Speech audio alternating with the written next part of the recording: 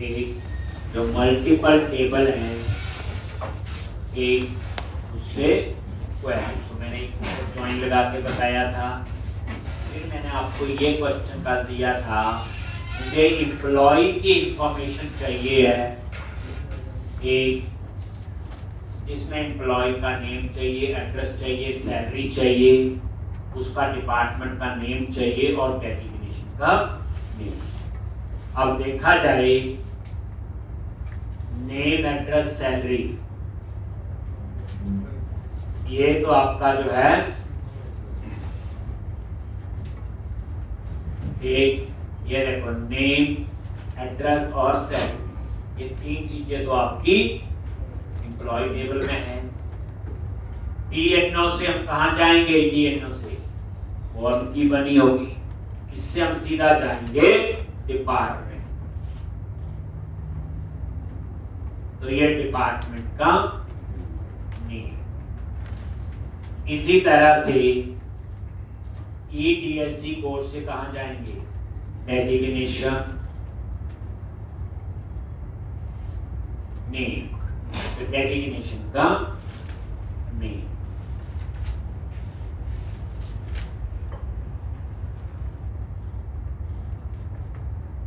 एक तो ये आपका फॉर्म की बनी हुई होगी, तो ऐसे आप कर सकते हो।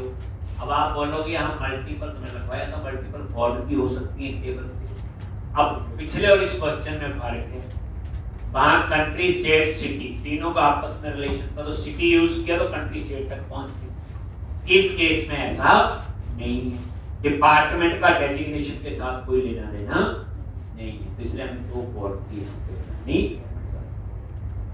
रिक्वायरमेंट के हिसाब से ये चीजें चेंज होती हैं। तो मैंने आपको बोला था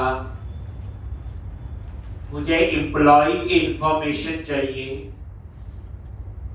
एक, और उस इंफॉर्मेशन में तीन टेबल से डाटा आए। तो क्या क्वेरी लिखी थी आपने? बोलो,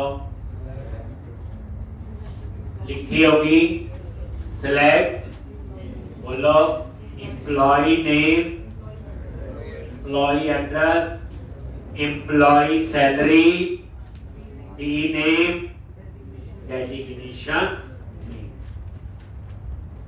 देखो आज आप क्वेरी बोल पा रही हो, कल नहीं बोल पा रही। तो आपको क्या बोला था? सबसे पहले मेन टेबल उठाओ। मेन टेबल कौन सा है? एम्प्लॉय, क्योंकि मुझे एम्प्लॉय की इंफॉर्मेशन चाहिए। ठीक, तो मैंने क्या किया? फ्रॉम टीबी एम्प्लॉय, फिर उसके बाद टीबी टैब, फिर टीबी डीएस, तीन टेबल से डाटा आ रहे। फिर उसके बाद वेयर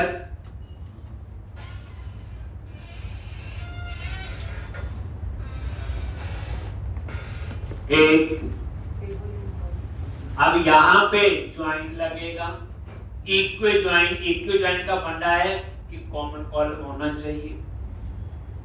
तो वेयर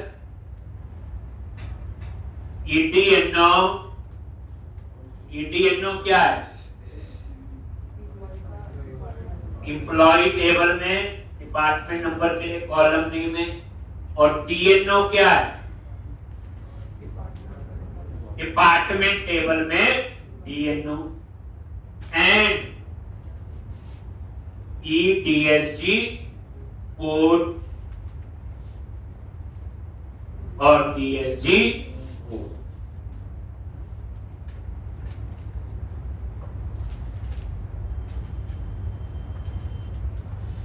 एक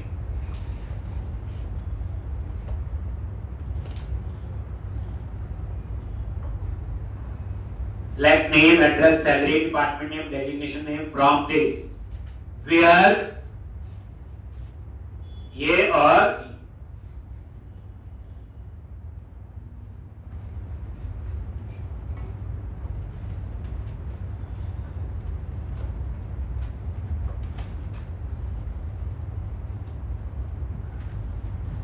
बस यही दिया था कल। ऐसे लिखी थी आपने भी, किस किसने ऐसे लिखी है? कल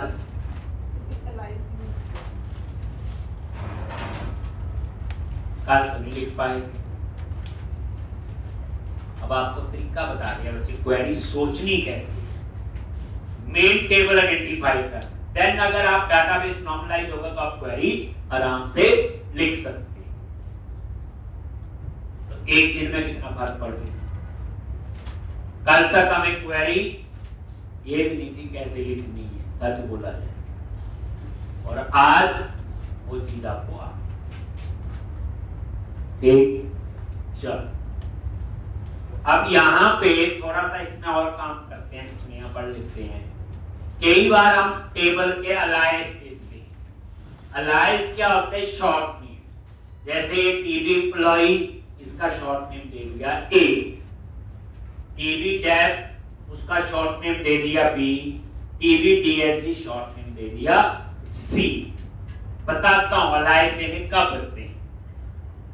शॉर्ट नेम समझिए, एक जैसे टीबी एम्प्लॉय नहीं लिखना, ए लिखना है, टीबी डेफ नहीं लिखना, बी लिखना है। अब यहां पे वेयर ईडीएनओ कौन से टेबल में? एम्प्लॉय में, तो मैं लिखूंगा ए डॉट ईडीएनओ। टीएनओ कौन से में? टीबी डेफ, तो लिखूंगा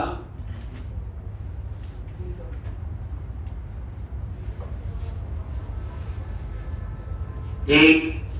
ऐसे ईटीएसजी कहां? एम्प्लॉय में, तो ए डॉट, और यहां क्या लिखूंगा?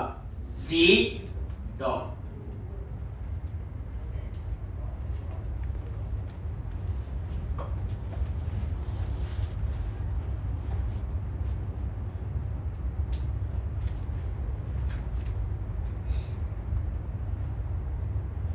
अगर अब ये मैं अलायंस दूं चाहे ना दूं चलेगा, पर अलायंस देनी जरूरी कब है? क्वेश्चन ये। तो याद रखना, जब कॉलम का नेम मल्टीपल टेबल में सेम हो, जैसे मान लो यहां भी मैंने डीएनओ कर दिया, हो सकता है ये, और टीबी डेफ में डीएनओ है, तो फिर उस केस में अलायंस देना क्या है? जरूरी। समझ आ गई? कई बार कॉलम का नाम ना सेम है, जैसे मान लो टीबी एम्प्लॉय में भी डीएनओ है और टीबी डेफ में तो डीएनओ नहीं है। अब कौन से टेबल का कॉलम नेम तो सेम है, देन आपको टेबल अलायंस देने जरूरी होते हैं। जैसे ये डीएनओ कर दिया तो लिखा क्या? ए डॉट डीएनओ, इसका मतलब है एम्प्लॉय टेबल का डीएनओ, बी डॉट डीएनओ, इसका मतलब डिपार्टमेंट टेबल का डीएनओ। अगर कॉलम का नेम यूनिक है तो अलायंस देने की जरूरत नहीं, बस ये याद। जैसे ये देखो, डी नेम कहां लिखा अलायंस, डीएसजी नेम कहां लिखा अलायंस, ए।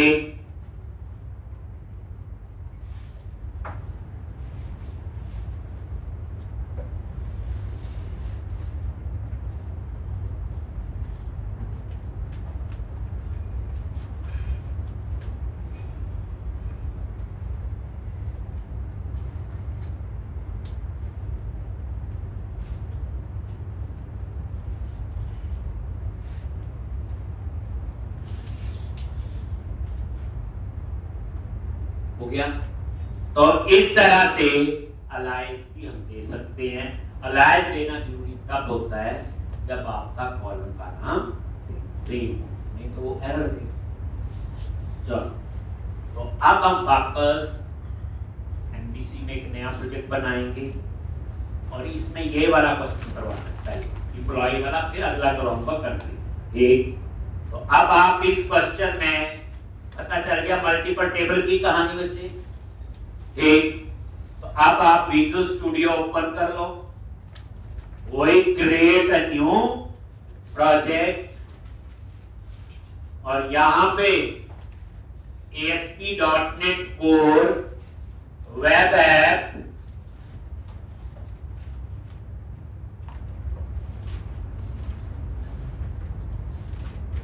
मॉडल व्यू कंट्रोलर एक, और यहां पे वेब एप्लीकेशन 6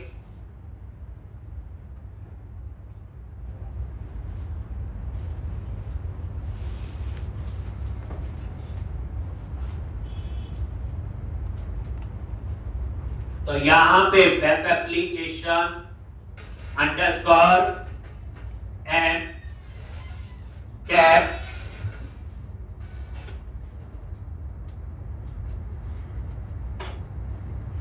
TSG, यही तीनों टेबल है।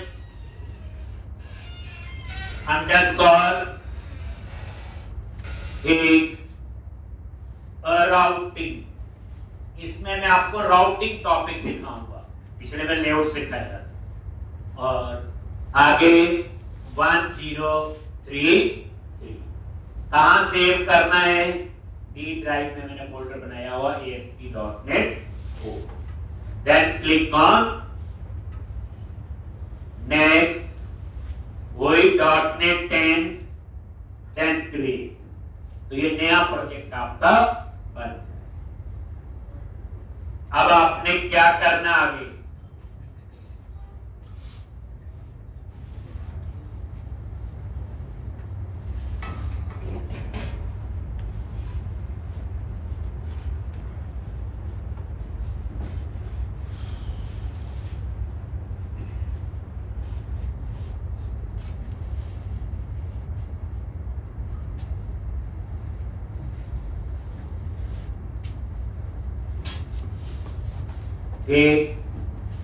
इसी तरह से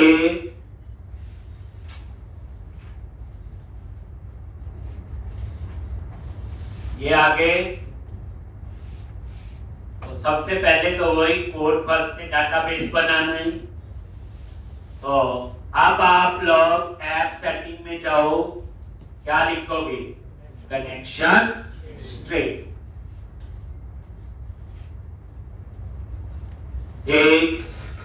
तो क्या लिखते हैं यहां पे? बताइए आपको। कनेक्शन से कौन str ये किया गई। अब डाटाबेस सर्वर का नेम क्या यहां पे? /SQL express database name DB_M tab TSG 1033 और उसके बाद integrated security is equal to true, एक multiple active result sets is equal to true. और यहां पे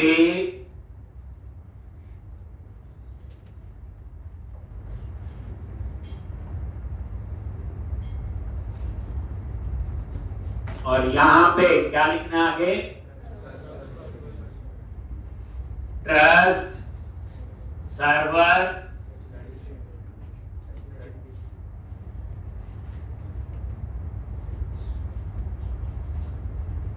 is equal to true. Certification.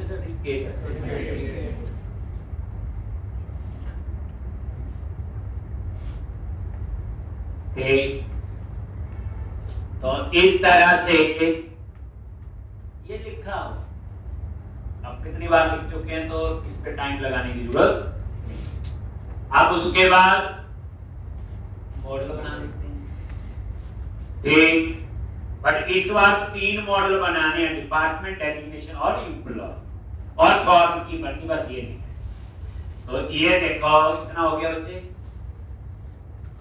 ठीक, लिखा हुआ, सिर्फ डाटाबेस का नेम चेंज किया है, बाकी सेम।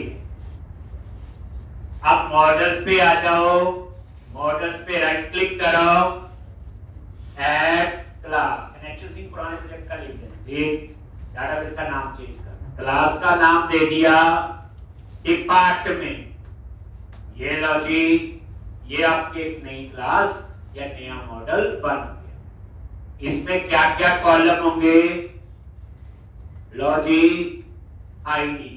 आईडी को अपने आप ही प्राइमरी की बना देगा ऑटो इंक्रीमेंट। प्रॉप, ये स्ट्रिंग, नेम, और यहां पे एक रिक्वायर। रिक्वायर का मतलब हम इसे खाली नहीं छोड़ सकते, वैलिडेशन भी साथ में लगा दें। और जैसे रिक्वायर लिखा ऊपर name space system dot component model dot data annotation.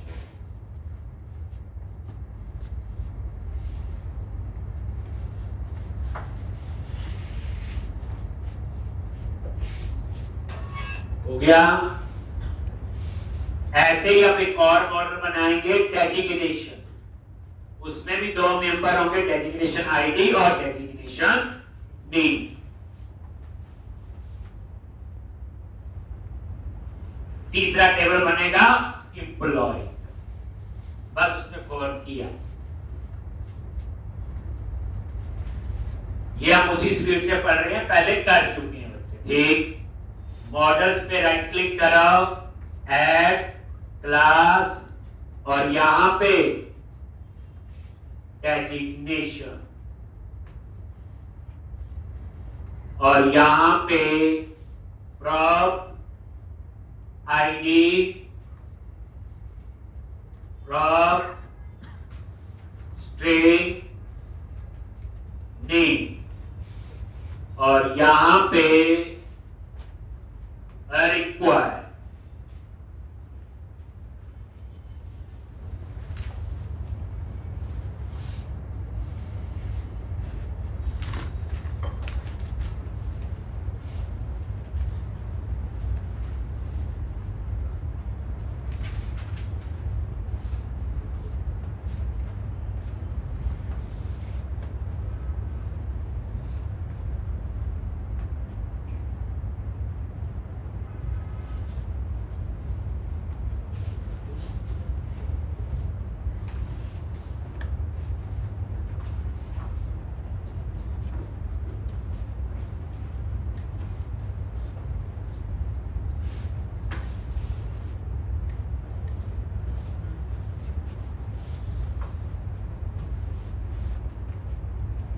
ID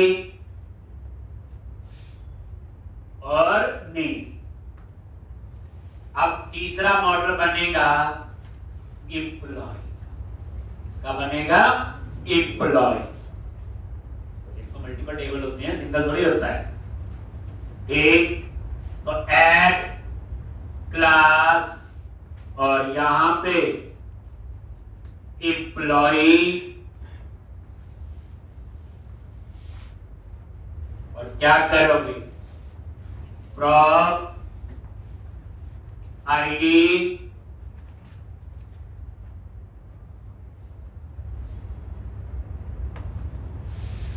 एक स्ट्रिंग, और नेम, और रिक्वायर्ड। अब नेम को खाली नहीं छोड़ सकते, तो एम्प्लॉय का आईडी आ गया, नेम, और उसके बाद एड्रेस और रिक्वायर।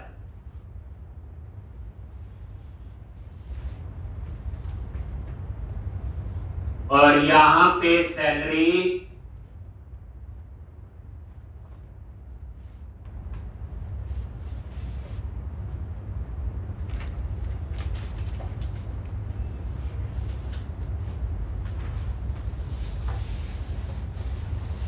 आईडी, नेम, एड्रेस और सैलरी।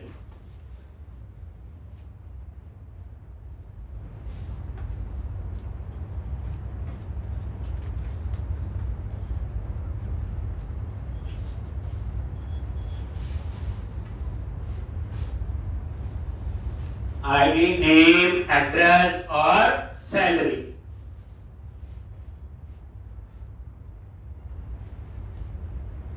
उसके बाद डिपार्टमेंट आईडी फॉर्म की, ये कैसे बनेगी अब ध्यान से देखना। ठीक, पहली बात ये आ गया, कॉलम का नाम रखो आप, मॉडल का नेम क्या है, डिपार्टमेंट जिसके साथ फॉर्म की बनानी है, और प्राइमरी की कॉलम का नाम है आई, बस। और उसके बाद अब इसे चाकू से थोड़ी पता चलेगा, उसके लिए नीचे उसका रेफरेंस, ये ध्यान रखना है कैसे, डिपार्टमेंट टेक मॉडल के साथ, ये लिखना है। लो,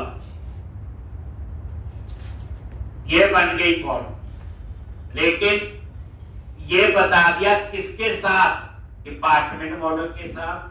ठीक, और ये नेम, अब नेम की कन्वेंशन मैंने बता दी कि मैंने क्या नाम रखा, कॉलम का नेम, सॉरी टेबल का नेम और कॉलम का नेम प्राइमरी, यानी डिपार्टमेंट टेबल का नाम हो गया और आईडी उसका प्राइमरी की कॉलम हो गया। तो ये अगर ऐसे ये ऑटोमेटिकली से फॉर्म की बना देगा। मान लो आपने क्या किया, इसका नाम आपने डीएनओ रखा, जैसे हम रखते हो, तो उस केस में आपको इसके ऊपर बताना पड़ेगा कैसे, फॉरेन की, और यहां पे लिखना पड़ेगा डी, बस ये बात।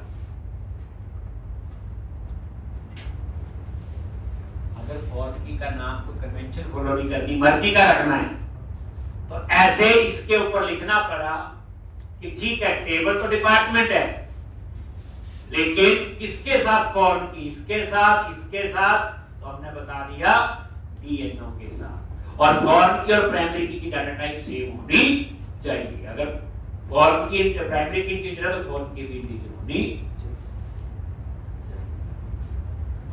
चाहिए। अगर आप यही कन्वेंशन फॉलो कर लो तो ये लिखने की जरूरत नहीं है बच्चे, ये अपने आप चल जाएगा।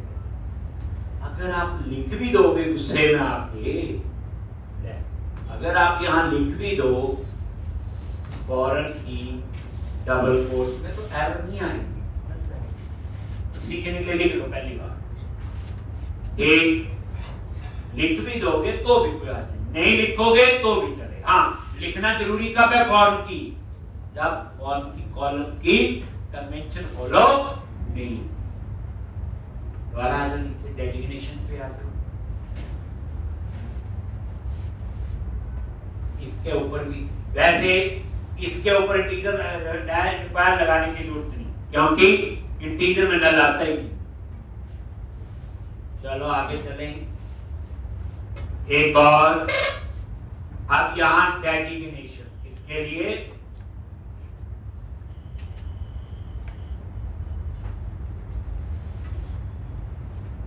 Designation ID,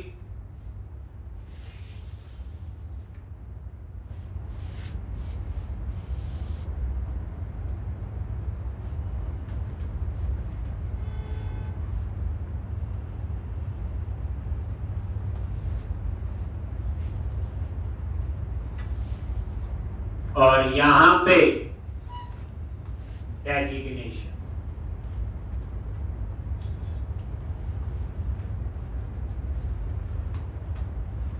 laws.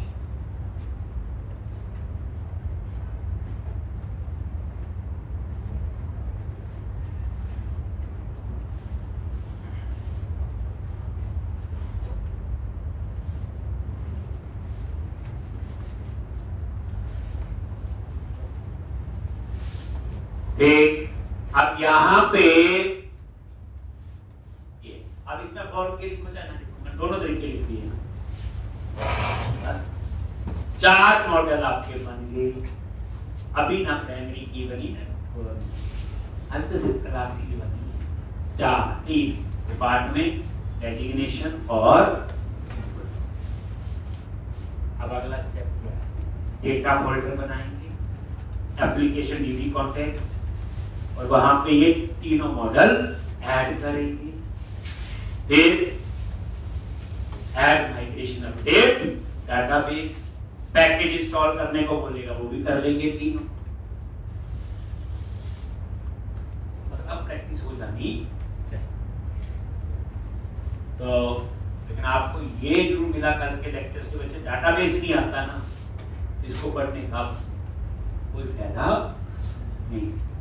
अगर आपको ये नहीं पता कि 4 टेबल कौन से बनने हैं, 10 कौन से बनने हैं, ठीक, तो आगे वाली चीजें तो कुछ नहीं, अब पता चल गया, आगे का काम तो आता ही है। सिर्फ फॉर की का सिंटैक्स सिखा रहा हूं मैं, बाकी तो हमें सब पता, देख लेना आगे।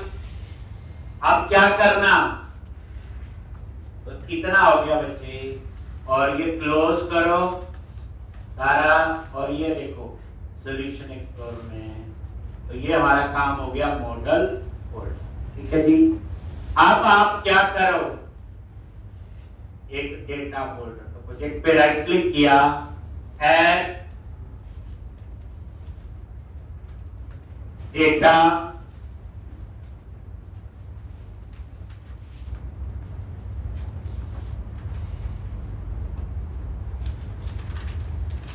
ऐड क्लास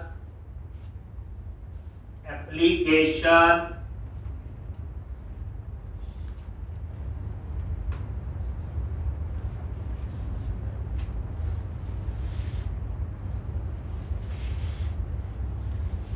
एक,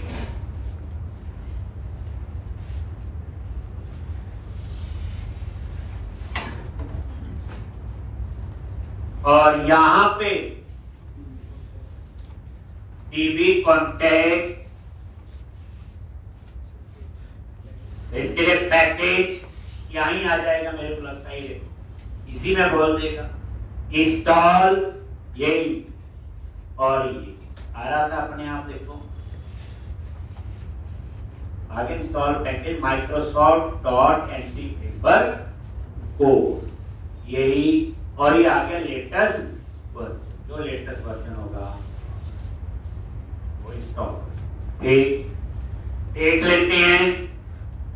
तो इंस्टॉल तो हो गया, अभी एरर यही है, तो प्रोजेक्ट पे डबल क्लिक कराओ, चेक जरूर करो, 10.0.10 नया वर्जन, अब पिछले 9 था ना मेरे ख्याल से, 10.0.9 था मेरे ख्याल से, पिछले दिन, तो देख लो ये छोटे मोटे चेंज होते हैं, ठीक, जैसे एक बार कोई चीज नहीं चल रही, अगले में चल गई, ये छोटे छोटे चेंज, एक्चुअल वर्जन 10 नहीं है, मतलब क्या नहीं ये, लेकिन ये वर्जन पता होना चाहिए, क्योंकि आपने प्रोजेक्ट बना दिया दूसरे के लैपटॉप पे, सर्वर पे, ये पैकेज वहां पे होने, अगर वहां पे मान लो 10.9 है, हमने 10.10 नहीं चलेगा, नई वर्जन की पुराने में भी चलती, पुराने की तो नई में फिर भी चल जाए। तो ये आपका इंस्टॉल हो गया। फिर क्या करना है, इधर कंस्ट्रक्टर CTO, और यहां पे DB कॉन्टेक्स्ट ऑप्शन, अभी तक देखा जाए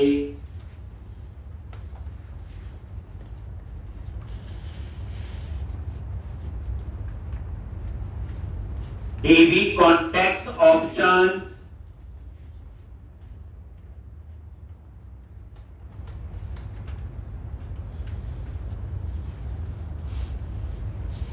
और यहां पे क्या आएगा, एक एप्लीकेशन DB कॉन्टेक्स्ट, और ये उस टाइप का, ये वेरिएबल और ये बेस क्लास के कंस्ट्रक्टर में पास कर।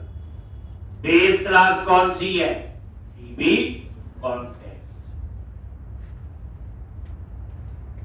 उसकी स्टैंडर्ड है, रूल है, सेट ऑफ लाइन, ऐसे ही लिखनी है, इसमें आप भी कुछ नहीं कर सकते। समझाया, और पहली बार आपको पता ही है, मैं पूरा डिटेल में बताता हूं। अब यहां पे नीचे तीनों मॉडल ऐड कर दो। अगर यहाँ 2 मॉडल ऐड करोगे तो 2 टेबल बनेंगे, तीसरा नहीं होगा।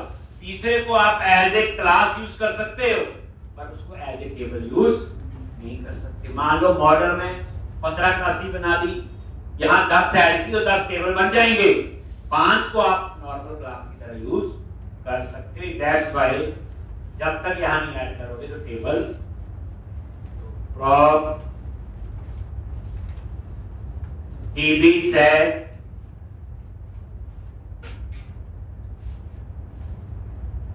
और यहां पे डिपार्टमेंट, ये उसके लिए हो गया।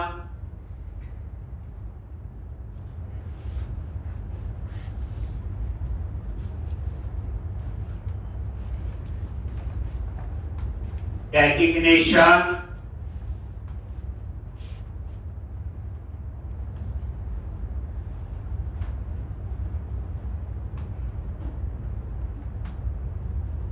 employees,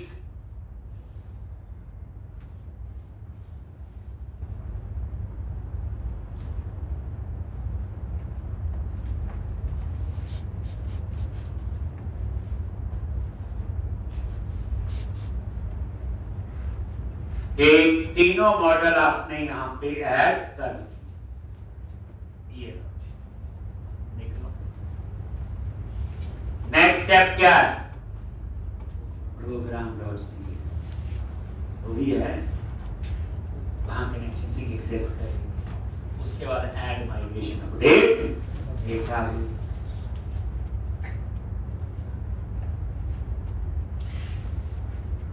हो गया।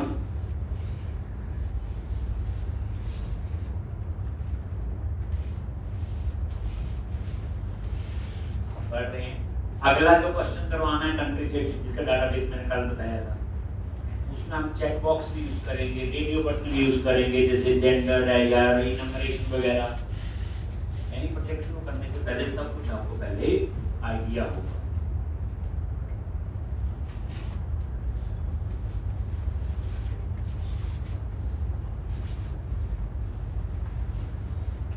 एक एप्लीकेशन बनाऊंगा उसमें प्रॉपर जावास्क्रिप्ट यूज कर खुद के, फिर देखते हैं।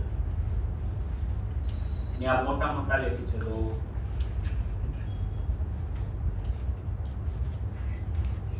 सात आठ लेक्चर के बाद हम प्रोजेक्ट पे चलेंगे। नेक्स्ट फिर प्रोजेक्ट ही बनाना है, ये ऐसे ही छोटी छोटी असाइनमेंट ही बनानी, सेव अपडेट ये सीखने थोड़ी आ रही। अब आ जाओ आप लोग program.cs string builder dot configuration dot get connection string, क्या नाम है? कौन एस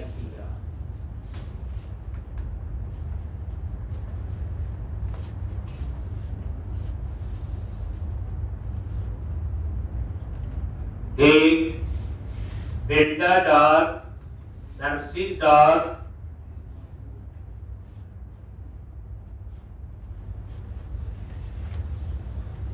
add db context और application db context और ये lambda expressions, और यहां पे ऑप्शंस और यूज एसक्यूएल सर्वर और यहां पास कर दिया कनेक्शन स्ट्रिंग। अब इसके लिए एक पैकेज और कौन सा? एसक्यूएल। अब आपको ये पता चल गया कौन सा पैकेज कहां। पहले तो रखते तीनों कर दो जी स्टॉप। अब ऑन डिमांड जहां जरूरत हो, तो मेरे ख्याल से यहाँ पे वो हेल्प में नहीं आता, नहीं आ रहा। देखो एक अभी हमारी कोई गलती नहीं, गुस्सा नहीं कर सकते, खोलो तो अगले में आ जाए। एक अब हम क्या करेंगे, वो पैकेज पता ही है उसका name Microsoft dot anti framework code dot SQL server. बाद में टूल्स का पैकेज चाहिए होगा, जो कमांड हम कहाँ लिखते हैं, पैकेज मैनेजर कंसोल। तो ये पैकेज इंस्टॉल करो, tools NuGet manage NuGet packages for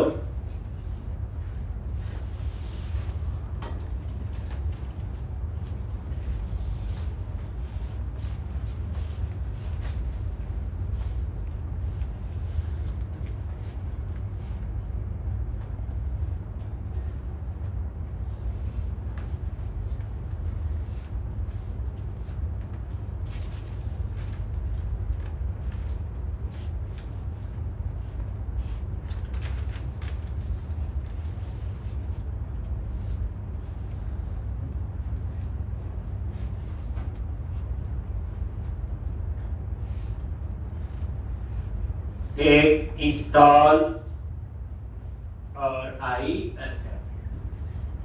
low ji install हो गया होगा, ये देखो आगे दोनों वर्जन 10.0 और अब ये ठीक कर लो यहाँ बस। अभी चीजें उसी स्पीड से हम कर चुके हैं। अब क्या करो, पैकेज मैनेजर कंसोल पे जाओ, ऐड माइग्रेशन, अपडेट माइग्रेशन। तो एक माइग्रेशन फोल्डर बनेगा, वहां पे एक माइग्रेशन फाइल बनेगी जिसका काम होगा डाटाबेस और टेबल बनाना। ये भी काम है माइग्रेशन का। तो अभी तक रिलीज है, नई चीज पता क्या सीखी अभी तक आज के लिए फोन की के बस, बाकी कुछ भी नया नहीं। नया आएगा मैं खुद उस पे रुकेंगे और बताएं। अब क्या करो, टूल्स नगट पैकेज मैनेजर कंसोल और यहां पे ऐड हाइफन, ये लो जी ऐड हाइफन माइग्रेशन और माइग्रेशन फाइल का नेम कुछ भी रख सकते हो और एंटर प्रेस करो। तो ये एरर आ गई और इसके लिए हमें पैकेज चाहिए। तो पता चल गया ऐड माइग्रेशन कमांड इस पैकेज में है। तो tools NuGet manage NuGet packages for solution और ये एंटी फ्रेमवर्क एसपीए लोगे सर्च, पता ही है इन चीजों का। इंस्टॉल आई एक्सेप्ट,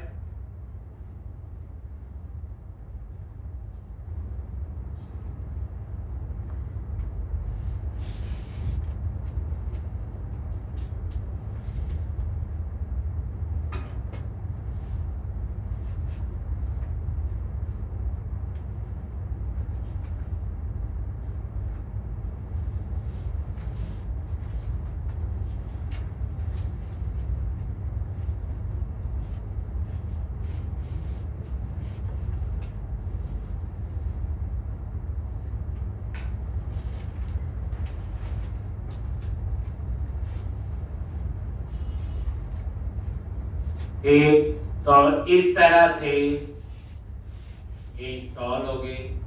अब आपने क्या करना है, पैकेज मैनेजर कंसोल और अब ये काम करनी। अब ये माइग्रेशन फोल्डर बनाएगा और उसमें इनिट लोड नाम से एक फाइल बनेगी। क्लास ही है, कई एप्लीकेशन डीबी कॉन्टेक्स्ट क्लास, हर चीज क्लास ही है। तभी कहते हैं उसका ही काम है सारा।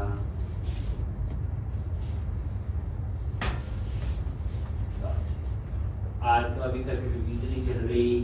ये इनिट लोड, बस हमें एक्साइटमेंट है फॉर्म की दे, कोई नहीं है। बाकी पता ही है क्या आएगा, क्रिएट टेबल की, ये department ID, data type 8, identity column, auto increment और ये नहीं। और ये देखो नल को क्या किया और नल लेबल और आईडी को बना दिया प्राइमरी। उसके नीचे आके डेजिग्नेशंस, सेम जैसे डिपार्टमेंट में था, आईडी और नेम और आईडी को प्राइमरी। अब आ जाओ एम्प्लॉइज पे, ये आईडी, नेम, एड्रेस और सैलरी आ गया। और यहां पे ये डिपार्टमेंट आईडी, इंट नल लेवल फॉल्स, इंट में तो यहां भी नल लेवल फॉल्स आ गया। और डेजिग्नेशन आईडी भी। अब देखो कंस्ट्रेंट में ये कहता था कंस्ट्रेंट है ये, और ये देखो प्राइमरी की किस पे, आईडी, और ये फॉरेन की,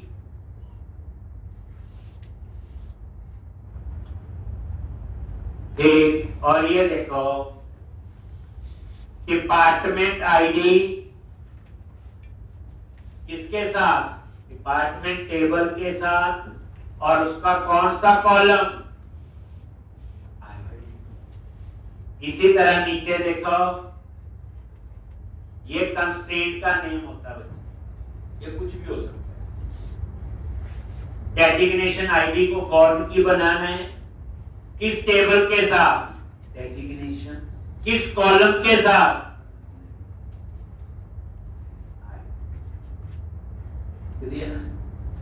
ये लिखा हुआ देख ऑन डिलीट कास्केड, इसका क्या मीनिंग,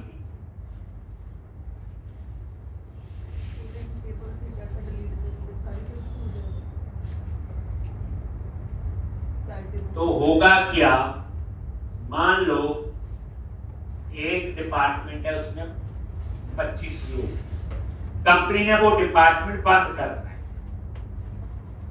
तो वो डिपार्टमेंट में जाएगा और उस डिपार्टमेंट टेबल से वो डिपार्टमेंट डिलीट करे। तो होना क्या चाहिए, जब वो डिपार्टमेंट डिलीट हो तो एम्प्लॉय टेबल में उस डिपार्टमेंट के जो एम्प्लॉय है वो भी डिलीट हो जाने,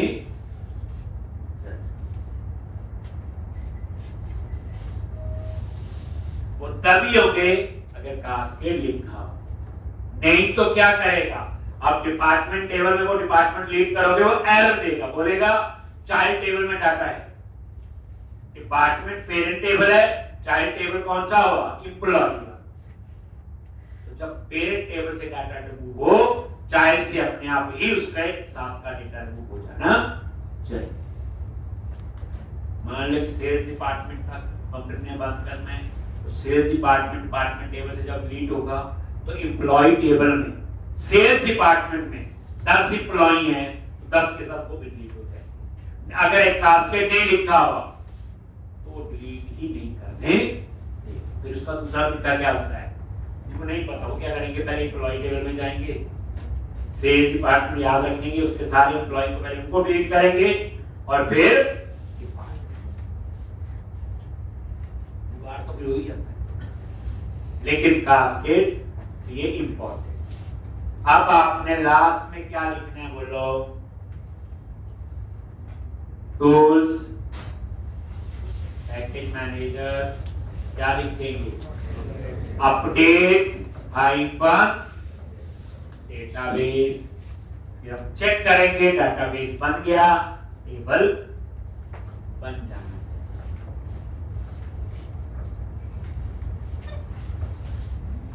इसका मतलब ये है जो डेटाबेस है इस नाम से है, तो मैं क्या करूंगा, ऐप सेटिंग में जाके डेटाबेस का नाम 1036, बस ये है, इस नाम का डेटाबेस होगा। अब ये database we are done, database बन गया। अब आप क्लोज करो और ये तो ये माइग्रेशन फोल्डर बन गया और ये फाइल इसमें बन गई जो मैंने आपको दिखाया।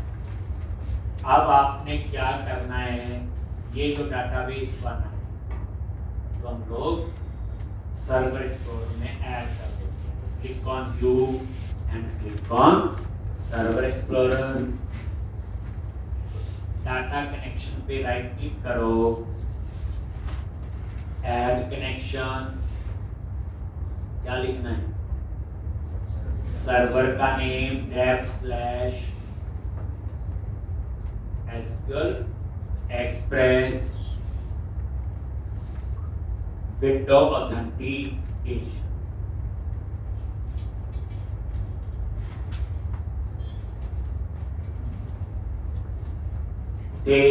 और यहां पे ऑप्शनल, और यहां पे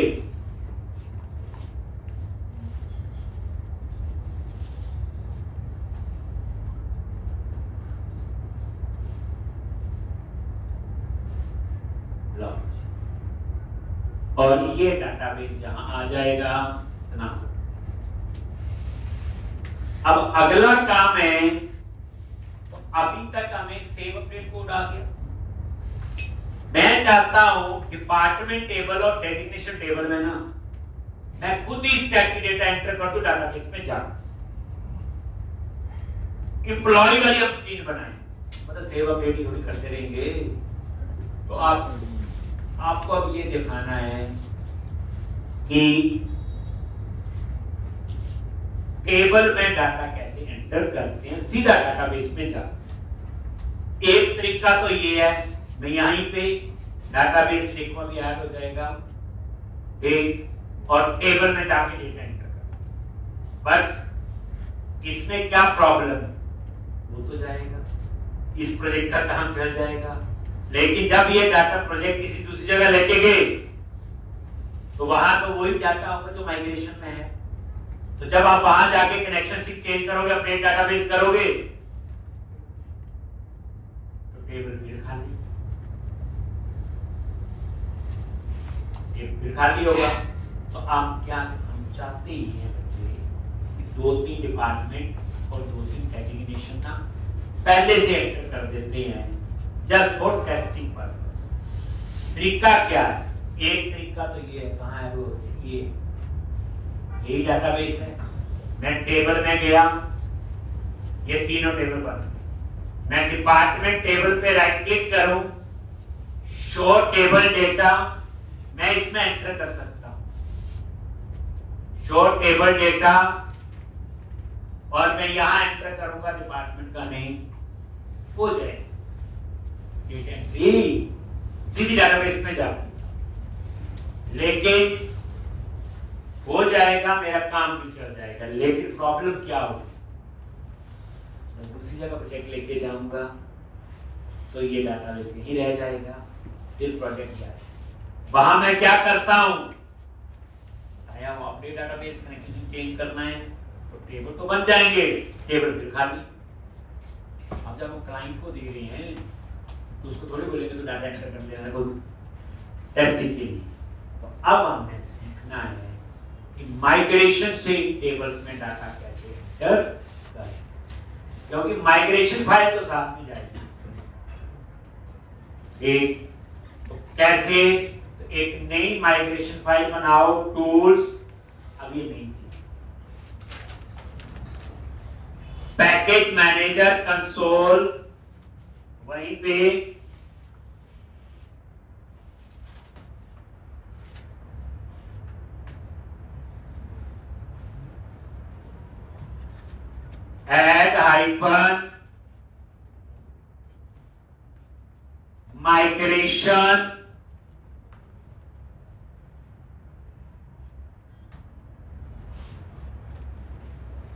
add hyphen migration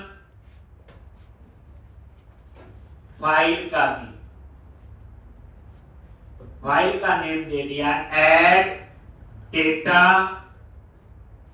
to tab TSG model,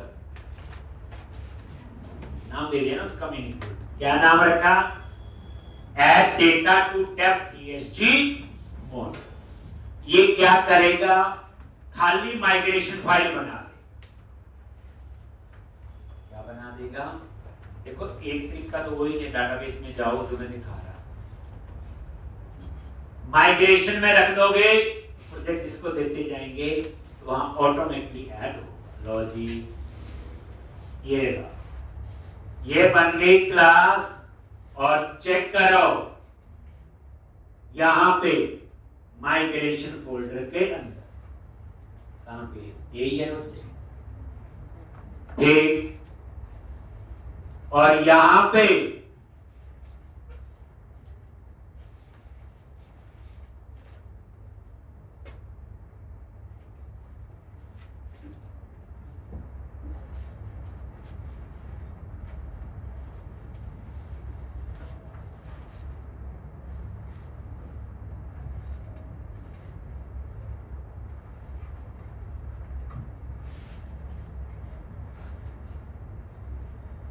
एक इसके, ठीक है जी। तो ये फाइल है। अब यहां पे क्या लिखना है,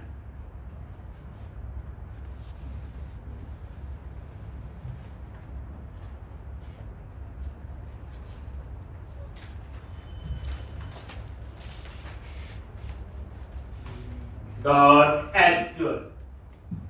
यहां पे हम एसक्यूएल की क्वेरी लिखी। ये क्वेरी किसके लिए होगी, डिपार्टमेंट। किसके लिए होगी, ये हम डिपार्टमेंट्स ऐड करते हैं। तो यहां पे डबल कोट्स के अंदर इंसर्ट, सीक्वल में क्या क्वेरी होती, इंसर्ट, आगे टेबल का नेम। तो हमारा जो टेबल का नाम बनता है बच्चे वो ही होता है जो आपका ये जो आता है ना एप्लीकेशन डीबी कॉन्ट्रैक्ट्स, चेक कर table name,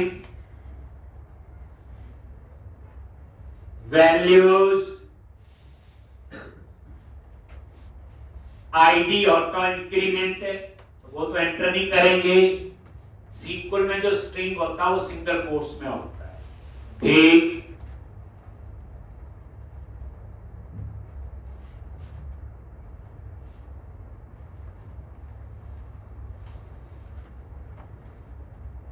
insert departments, ID auto generate है, मैंने डिपार्टमेंट का नेम, और सीक्वल में स्ट्रिंग सिंगल कोट्स में होता है।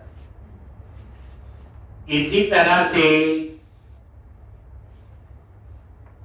3-4 डिपार्टमेंट, सेल्स, मार्केटिंग,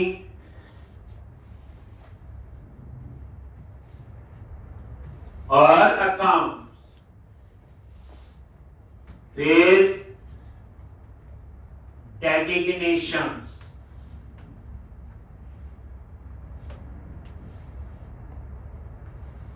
फिर क्या होगी,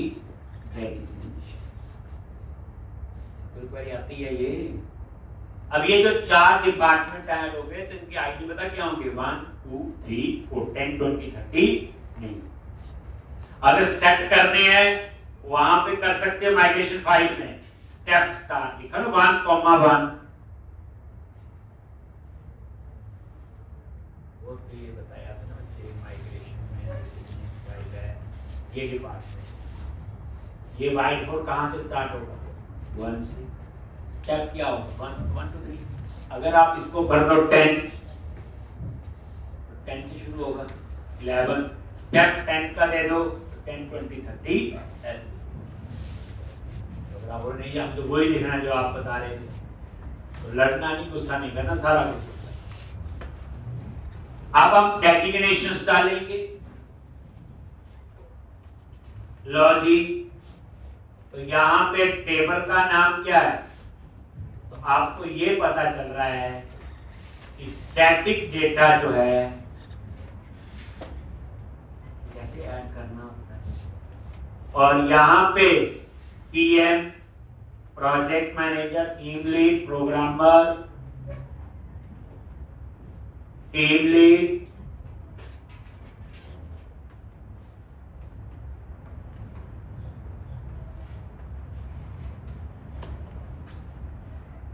और प्रोग्रामर।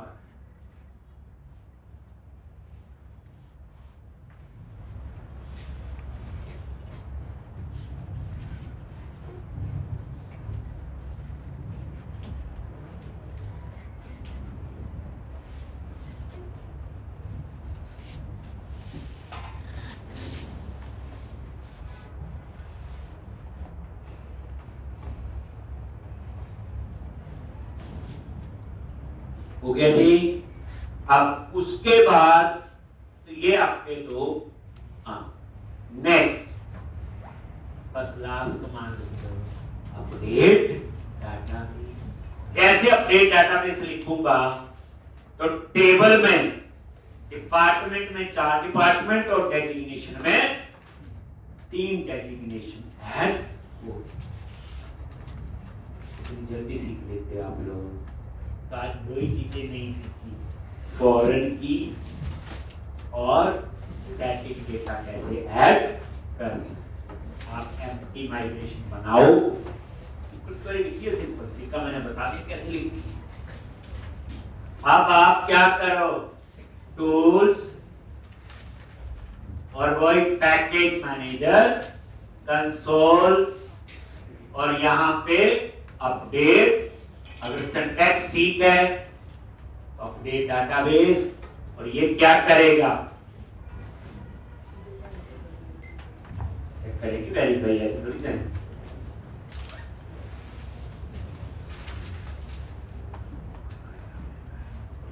ये लो क्या होगा, चेक करना है। सर्वर एक्सप्लोरर पे गए, ये डिपार्टमेंट पे राइट क्लिक करो, शो टेबल डेटा, आगे 1 2 3 4। डेजिग्नेशन पे राइट क्लिक करो, शो टेबल, यानी माइग्रेशन से ही डाटा इंसर्ट कर। एक कल हम लोग आगे पढ़ेंगे, तो कल हमने आगे क्या सीखना है, कंट्रोलर बनाएंगे। इस क्वेश्चन में ड्रॉप डाउन लिस्ट भी आएंगे, थोड़ी बहुत नई कहानी भी आएगी, लेकिन इसमें दोबारा से इंडेक्स बनेगा, अपसर्ट बनेगा, लेआउट चेंज करेंगे, सारी रिवीजन होगी। वैल्यूएशन तो चलती रही है साथ साथ, प्रैक्टिस करके आओगे